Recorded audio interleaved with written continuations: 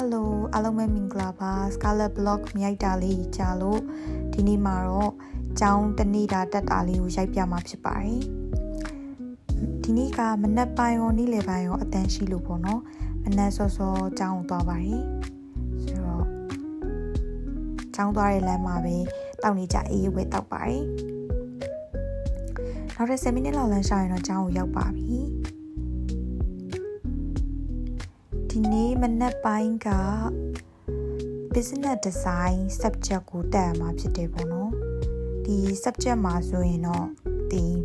business ကိုဘယ်လို design လုပ်မလဲပေါ့ဒီလိုအကြောင်းအရာတွေနဲ့ပတ်သက်ပြီးတော့အများကြီးလေ့လာရတာဖြစ်တယ်ပေါ့နော်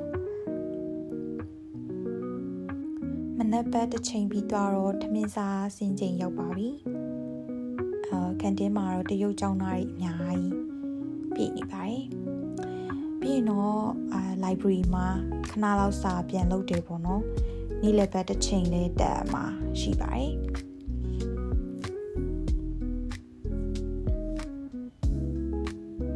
နေ့လယ်ဘက်မှာတော့ဒီ operation management ကိုဒီအိန္ဒိယကဆရာမနဲ့တင်ရတာဖြစ်ပါတယ်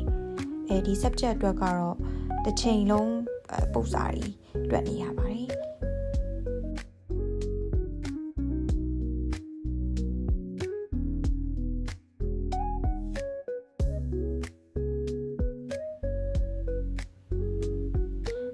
finally အတန်းပြီးပါပြီနောက်ထပ် blog ဒီမှာမှ